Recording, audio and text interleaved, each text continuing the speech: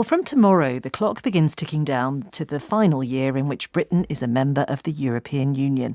On March the 29th, 2019, we'll be out. Of course, what kind of out that will be is still very much up in the air, and we may not have a complete answer even on the day of departure. But preparations have to begin, and businesses in particular have to plan long in advance and for all eventualities.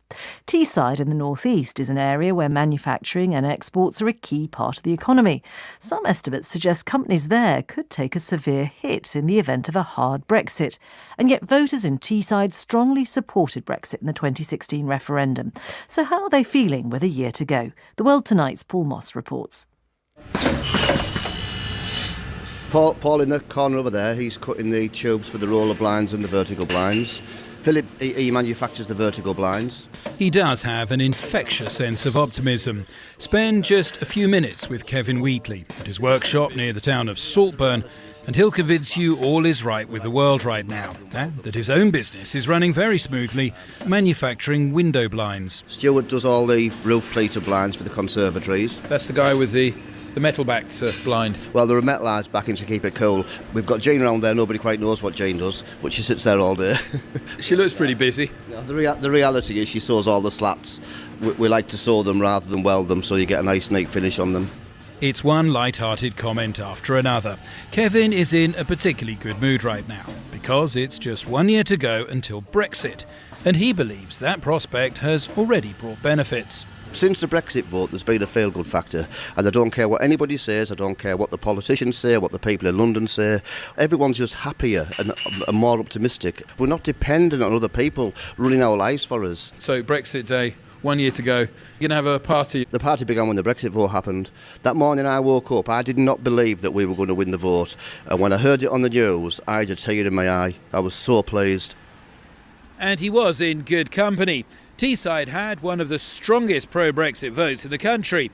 Middlesbrough, for example, was 65% in favour. Redcar and Cleveland, 66%.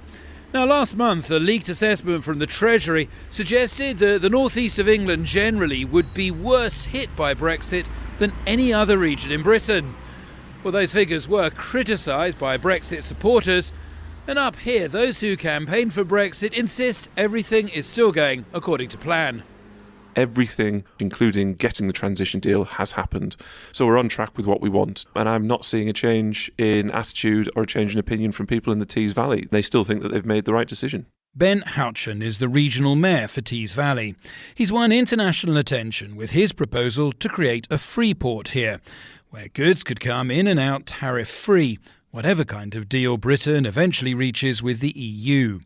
But Mayor Houchen insists that with or without such a port, this region looks set to gain from Brexit. Teesside drove the Industrial Revolution.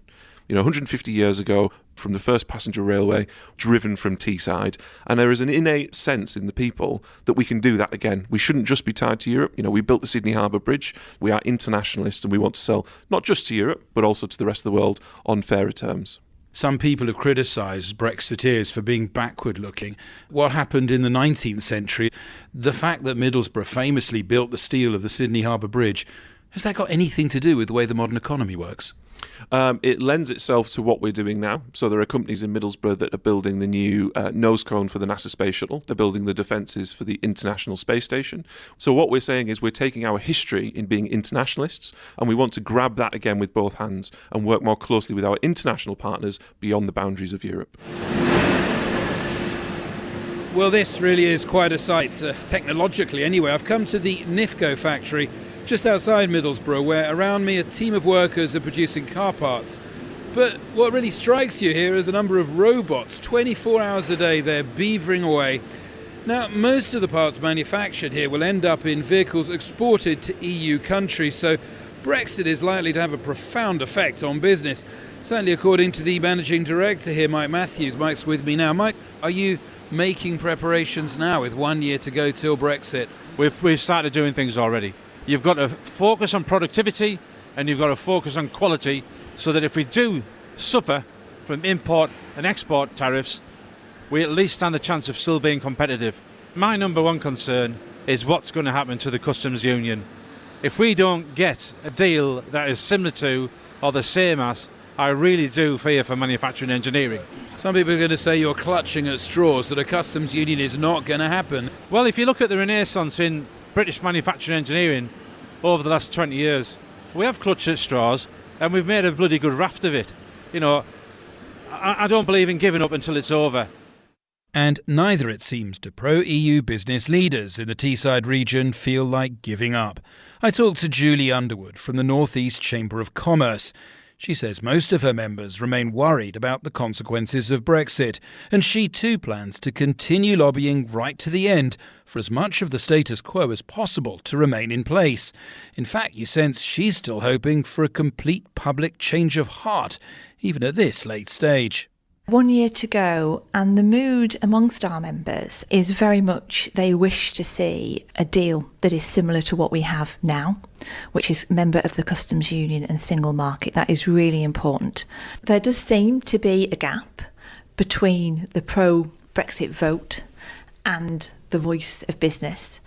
But I think more and more since the Brexit vote, as the process becomes more clear and the impacts become more clear, then people may well change their views from what they held initially.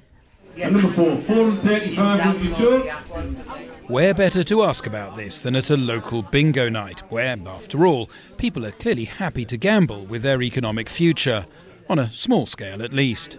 All the 8s, 88. On its own, number 4. 7 and 1. Almost everyone I met here at the Old Middlesbrough Steelworks Social Club said they had voted to leave the EU. Remainers were very thin on the ground.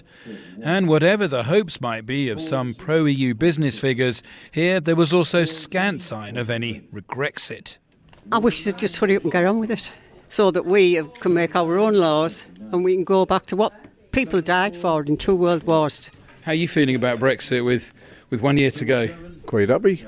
Yeah, there's no problem with it. We'll be able to determine in our own hands, you know, what's going to happen to the country. There have been warnings that this region could lose a lot of jobs because of exports going. Does that worry you? No, there's no jobs up here anyway. Not round here, there isn't. All this end of the country is just forgotten about. It's all down south that gets it all. So why did you think that leaving the European Union was going to make the north better off? I don't know, it just had it in my head. I still don't understand it all. So 1 year to go till Brexit, you looking forward to it? Yes. Oh, no more silly rules, no more wonky veg and all that, you know. Is there anything that could happen in the next year that might persuade you to change your mind?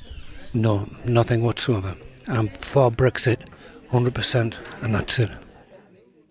Paul Moss reporting from Teesside, and we'll be returning to Teesside and those businesses during the course of the next 12 months to see how their plans and views evolve.